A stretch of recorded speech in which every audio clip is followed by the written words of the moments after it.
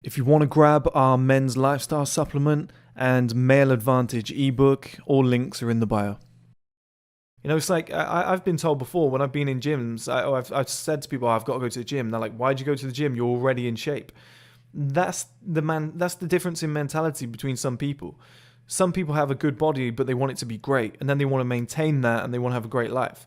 Some people are like, you just get in shape. All I want to do is go to the gym just to get in shape. Once I'm there, I'm gonna quit. It's like that makes no sense to me. That makes no sense. It's not fitness and health isn't a part-time job. It's a full-time job. You stick to this regimen every single day until the day you die. You know, and the reason you're doing that is to prolong your life.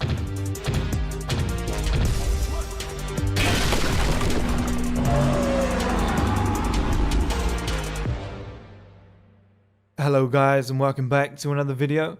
In this video, we're going to be talking about focusing on your health while you're healthy. Okay? So, the Chinese have got a saying which is the best cure is prevention. And that's something we don't do enough in westernized culture, or at least, you know, pretty much the majority of the world now. It's something we really don't do. We get a cold and we go, oh, give me the ginger and lemon. You know, give me a warm drink. Let me take a day off to heal. As soon as we're healed, we go back to what we were doing before, you know, drinking, smoking, staying up late, you know, whatever. Not really taking care of our health. And it comes in two components, okay? So I'm in a scenario right now where my dad is very ill. He's got stage 4 terminal cancer. I've mentioned it a few times on here, okay? And he didn't live badly. He was always in shape. He was always fit. But on a weekend, he would go out and have a couple beers, okay? It might be like, I say a couple, it might have been like 12 beers and a couple of shots.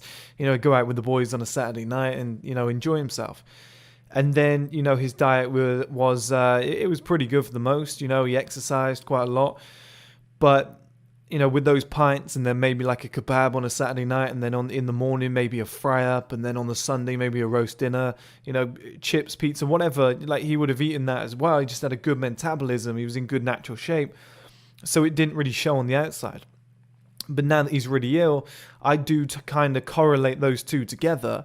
And it's something that I heavily think about, because a lot of and I'll break this down into two parts, like I said, but a lot of my friends, they'll go out every single week, they'll be getting drunk, and they'll ask me why I don't.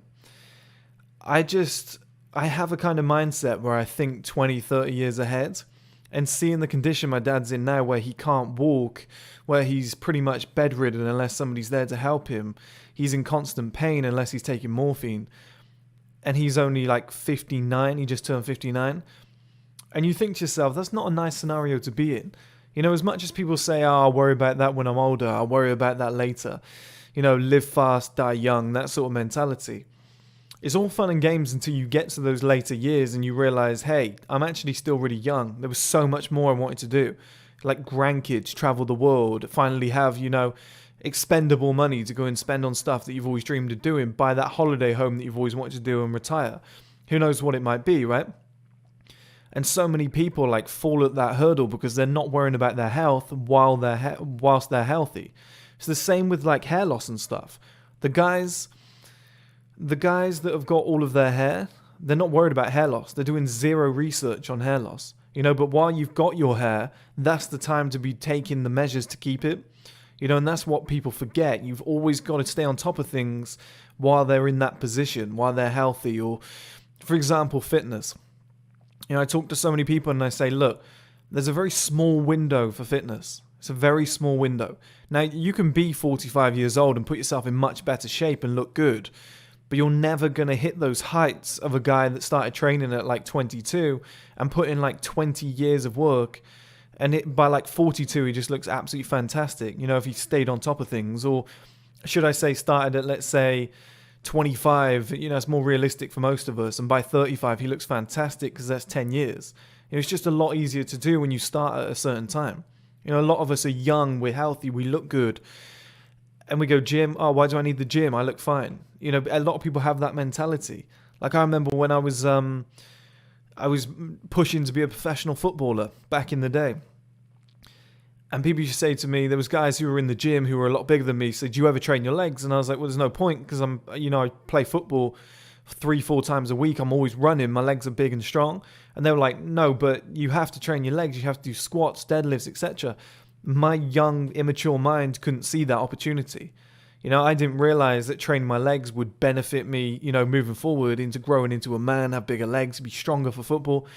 I couldn't see that at the time. There's a level of arrogance when it comes to youth where we'll sit there at 25 years old with a six-pack and be like, hey, because I look like this now, it's always going to be like this. But going out for these, drinking every single weekend, have like 20 pints, and then coming home and not eating real food, having like a McDonald's and a pizza and being like, hey, it doesn't matter, we're young, you got to live while you're young, enjoy your life while you're young. It sounds cool, and what I'm saying doesn't. It sounds like I'm an old man saying, oh, you got to really worry about your health. But in reality, the work that you put in now to invest in your health will pay off in the long run. And believe me, because I'm seeing it firsthand right now, you don't want to be ill. You don't want to get a serious illness. You don't want to have, for example, how many people in this video right now, how many people stretch on a daily basis? Now, I do it because of football. Okay, I do it because back in the day when I was playing football, I would stretch every day. So it became a daily habit. It makes me feel loose. It makes me feel good. My muscles aren't tight. How many people are stretching every day? How many guys are going, oh, yoga's for women? That's some soft shit. You're going to get to 50 years old, your muscles are going to be seized up, you're going to have a bad back, you're going to have knee pain. That's not fun. That's not fun. People say that health is wealth, and it really is. Of course you do get these founders of companies, in Silicon Valley, that are massive, they're billionaires, and they're not really too worried about their health because they're like 32 years old and they're rich and whatever, and they think, oh, I can sort it out any time. But in the long run, that doesn't work. It doesn't pay off. You obviously you have it, outliers to every example. There's always going to be one that managed to do it without doing that. I've never trained in my life. I feel great. But it's like 20, 30 years down the line, they have a heart attack and they're skinny. And people are like, that doesn't make sense. I can't explain that. It's what's going on the inside a lot of the time. And then people, let's say, this is massive in Russian culture as well with Russian women.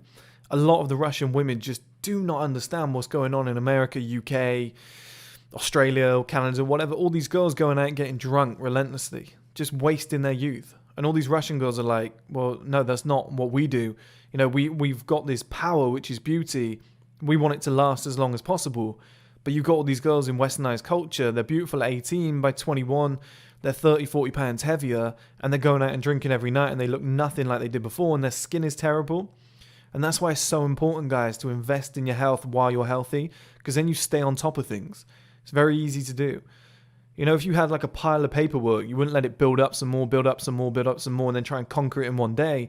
If you manage, like, let's say that much on one day, that much on the next day, and you just stay on top of it, every time it comes in, you do it. It's like washing up. You cook with something, you wash it up immediately, you put it away, there's no extra work. But people let it pile up and pile up and pile up, and they use more than they should.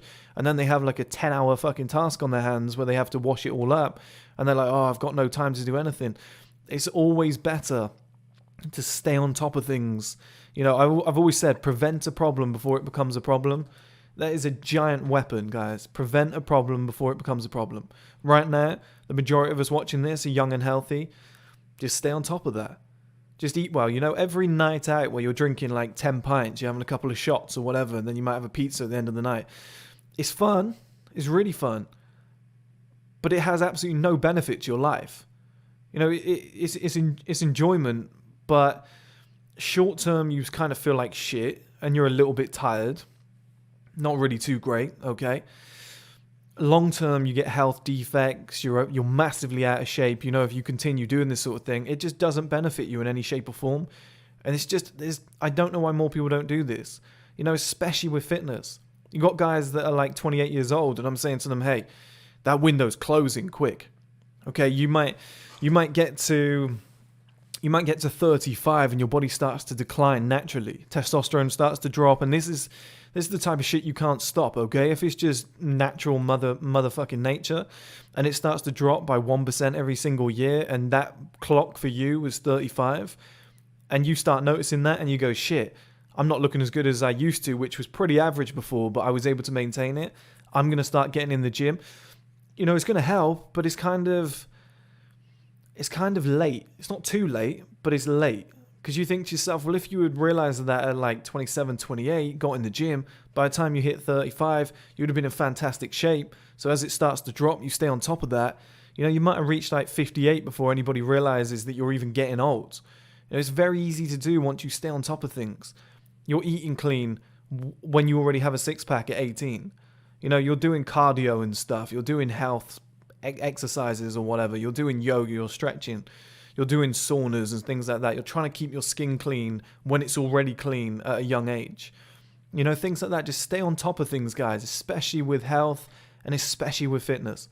The earlier you can start looking into these things, the better. I remember there's a guy that came around my house before, and he was black, and he was talking about white people and how they don't use skin creams and stuff like that. They don't take care of their skin. He said they'll go out, get drunk, dry their skin out, girls will wake up with makeup on, you know, and then go and have maybe a couple more or eat some shit food that day. And then 5 years later, he said they look completely different. He was like, in black culture, he was like, people have been using skin creams for so long. He was like, ever since you're a really young kid, he was like, you have a skin regimen and whatever. He saw like some shea butter, and I think I had avocado butter on the table, and that's what brought the subject up. And he was like, well done, because most people just aren't doing that. And it's something that we just don't stay on top of, you know. And then people moan about, like I made that video the other day where I spoke to you guys and said, you've got to change what your perception of like a 30, 40-year-old man, 50-year-old man looks like. Okay, like some of these top level guys look like they've got the kind of body and skin and facial structure of a 25-year-old, 28-year-old, but they've got like grey hair. Okay, something they couldn't really contest or whatever, but they look fantastic and they've brought it all together, and you know, they've built a great life. You take an average guy on the street who's the same age, who might be, let's say, 42 years old, looks like dog shit. Could be 68 years old for all we know. And that's because while they were young and healthy, they disregarded it. They disrespected the power of time. They disrespected the power of youth. You know, having young skin that you're able to stay on top of. You know, do these things, exfoliate, have a regimen in place. Taking care of your testosterone and making sure you keep it high when it's already high. You know, and monitoring that and being like, what can I do to keep it up? Staying in shape while you're young, or trying to get in better shape while you're young, while you have the high testosterone, while you have the growth hormones, etc. You know, doing orthotropics while your bones are still slightly susceptible to growth, you know, and doing the facial exercises around here, etc. The neck, the submental zone, all the muscles in the face. Because when you get to like 35, 40 years old, you'll be very fucking grateful you did. You know, eating healthy, going to bed and having the right amount of sleep. You know, doing all these things to maintain while you're young, while it feels pointless. Like, imagine if you had a full head of hair and you were taking Saul Palmetto to cancel out the DHT. People would be like, why are you doing that? You have loads of hair. Yeah, well, that exactly. You know, it's like, I've been told before when I've been in gyms, I've said to people, I've got to go to the gym. They're like, why'd you go to the gym? You're already in shape. That's the difference in mentality between some people. Some people have a good body, but they want it to be great, and then they want to maintain that, and they want to have a great life. Some people are like, you just get in shape. All I want to do is go to the gym just to get in shape. Once I'm there, I'm going to quit. It's like that makes no sense to me. That makes no sense. It's not, fitness and health isn't a part-time job. It's a full-time job. You stick to this regimen every single day until the day you die. You know, and the reason you're doing that is to prolong your life. You only get one life, as far as we all know. None of us have any idea how long it goes. Okay, we don't know what happens next. We don't know if it's reincarnation, if there's a heaven. You know, whatever happens, we don't know that right now. As far as we know, we have one life. And it pays to plan for the long term. Yeah, you could get hit by a bus tomorrow. Yeah, you could just drop dead in the street for no reason. Chances of that happening are very, very slim. So this whole live while you're young culture, enjoy it while you can, it's a terrible strategy. It's a terrible strategy. The best strategy is always to plan for the long term. I always told you guys this in success, fitness, health, whatever it might be, but especially in fitness and health, because there's that small window, and as soon as you cross over it, it's all downhill from there. And the longer that you can prolong that, the better results you'll have, the happier life you'll have, and the major issues that you'll prevent down the line, like heart disease, low testosterone symptoms, cancer, things like this. They are definitely, as much as they won't tell you this, okay, in the media, whatever, they always say, oh, it's not conclusive that it's linked to this and that. Of course it fucking is. Of course it's linked to the fluoride in the water. Of course it's linked to alcohol consumption. Of course it's linked to all this other shit, like food that isn't really food. Food that wasn't on the planet 10,000 years ago. Like when you have a microwave meal, of course it's going to increase your risk of cancer. Of course it is.